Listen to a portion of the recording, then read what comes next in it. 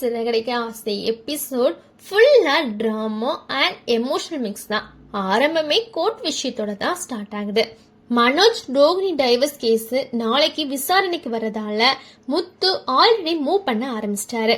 வித்யாவையும் Malaysia மாமாவையும் சாட்சியா set பண்ணி வச்சிருக்காரு. இந்த விஷயம் சம்ஹவ் மனோஜ் மூலமா ரோகிணிக்கு தெரிய வருது. அத கேட்டதும் ரோகிணி செம்ம கடுப்பு. எனக்கு எதிரா சாட்சியெல்லாம் செட்டப் பண்ற அளவுக்கு போயிட்டீங்களா அப்படின்னு உள்ளுக்குள்ள எரிய ஆரம்பிக்கிறாங்க. அதே நேரத்துல இன்னொரு ட்ராக்ல ரவி ஸ்ருதியோட ரெஸ்டாரண்ட்டுக்கு போய் மன்னிப்பு கேக்குறாரு. நான் இங்கேயே வேலை செய்யறேன்னு ஹம்பெல்லாம் சொல்றாரு. ஆனா ஸ்ருதி ஈஸியா விடல. நீத்தும் என்கிட்ட மன்னிப்பு கேட்கணும், அது வரைக்கும் நான் வீட்டுக்கு வரமாட்டேன்னு கண்டிஷனா சொல்றாங்க. இதையெல்லாம் கேட்டு அங்க நின்னுட்டு இருந்த மீனா ஸ்ருதிய தனியா கூட்டிட்டு போய் நல்லா அட்வைஸ் பண்றாங்க. ரவி உங்களோட வேலை செய்ய சம்மதிச்சதே பெரிய விஷயம். இப்பவுமே நீத்து மன்னிப்பு கேட்கணும்னு அடம் பிடிச்சா பிரச்சனை பெருசா போயிடும். கொஞ்சம் டைம் கொடுங்கன்னு பிராக்டிக்கலா பேசுறாங்க. அந்த பேச்சு ஸ்ருதிக்கு புரியுது. உடனே டோன் சேஞ்ச் பண்ணி ரவிய வேலைக்கு சேர சொல்லிடுறாங்க. அதுக்கப்புறம் ரவி வீட்டுக்கு வந்து நான் ஸ்ருதியோட ரெஸ்டாரண்ட்லயே வேலைக்கு சேர்ந்துட்டேன்னு சொல்றாங்க. இத கேட்ட குடும்பத்துல எல்லாருக்குமே ஒரே சந்தோஷம். ஃபைனலா ஒரு பாசிட்டிவ் மூமெண்ட். அடுத்த சீன்ல ஷோரூம். மனோஜோட ஃப்ரெண்டு மொட்டை சந்தோஷ் லேட்டா வராரு. ஏன் லேட்டுன்னு மனோஜ் கேட்டதும் உங்க விஷயத்துக்காக தான் அலைஞ்சிட்டு இருந்தேன்னு சொல்லி டைவர்ஸ் கேஸ்க்கு சாட்சி சொல்ல மலேசியா மாமாவை சந்திச்சு பேசிட்டு வந்ததா சொல்றாரு. அந்த சேம் மூமெண்ட்ல ரோகிணி என்ட்ரி ஆகுறாங்க. இத பார்த்த மனோஜுக்கு ஹார்ட் பீட் ஏறுது. இவளுக்கு எல்லாம் கேட்டுடுச்சோன்னு பயம் வந்துடுச்சு. அதனால டைரக்டா ரோகிணி கிட்ட கேக்குறாரு. ரோகிணி எதுவுமே தெரியாத மாதிரி ஆக்டிங் பண்றாங்க. ஆனா உண்மையிலேயே மனோஜ் சந்தோஷ் பேசினது முழுக்க ரோகிணி ஒட்டு கேட்டுட்டு இருப்பாங்க.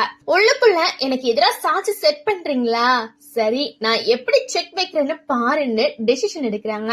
அப்போவே நமக்கு புரிஞ்சிடுச்சு ரோகிணி குவைட்டா டேஞ்சரஸா கேம் பிளே பண்ண போறாங்க அப்படின்னு. அதுக்கப்புறம் ஒரு இன்ட்ரெஸ்டிங் மூவ். ரோகிணி என் ஃப்ரெண்ட கூட்டிட்டு வந்த டீலருக்கு பணம் அனுப்பணும்னு சொல்றாங்க. மனோஜ் உன் அக்கௌண்ட்ல இருந்து அனுப்புன்னு சொன்னதும் 2 அக்கௌண்ட்ல இருந்து போனா சஸ்பீசியஸா இருக்கும், ஒரே அக்கௌண்ட்ல இருந்து அனுப்பணும்னு கிளவரா பேசுறாங்க. மனோஜ் நம்பி போனும் கொடுக்கறாங்க.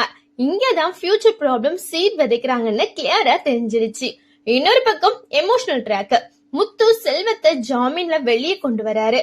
சிறையில இருந்து வெளியே வந்ததும் செல்வம் முத்துவை பார்த்து கதறி அழுறாரு. அந்த சீன் ஆல்ரெடி ரொம்பவே ஹெவியா இருந்துச்சு. அதுக்குள்ள அருண் வந்து வெளியே வந்துட்டேன்னு சந்தோஷப்படாத, இனி ஜென்மத்துக்கே நீ கார் ஓட்ட முடியாது, உன் லைசன்ஸ கேன்சல் பண்ண நான் ஆல்ரெடி ஒர்க் பண்ணிட்டு இருக்கேன்னு சொல்றாரு. இத கேட்டதும் செல்வம் கம்ப்ளீட்லி பிரேக் டவுன் ஆயிடுறாரு. இனி வாழ்க்கையே முடிஞ்சிடுச்சுன்னு மனசு உடைஞ்சு அழுகிறாரு. அந்த சீன் ஃபுல்லா ரொம்பவே பெயின்ஃபுல்லா இருந்துச்சு. அடுத்த நாள் கோர்ட் டே. எல்லாரும் கோர்ட்டுக்கு வராங்க. அங்க ஸ்ருதிய பார்த்து விஜயா என்னமா நீ இங்கன்னு கேட்டதோ ஸ்ருதி கேஷுவலா இந்த கோர்ட் சீன் எல்லாம் சினிமால தான் பாத்திருக்கேன், நேர்ல பாக்கலாம்னு தான் வந்தேன்னு சொல்றது கியூட்டாவும் டென்ஷனாவும் இருக்கு. எல்லாரும் உள்ள உட்கார்ந்ததும் ரோகிணி கிராண்ட் என்ட்ரி கொடுக்கறாங்க. வந்த உடனே விஜயாவை பார்த்து என்ன ஆண்டி மெலிஞ்சிட்டீங்களே அப்படின்னு நக்கலா பேசுறாங்க.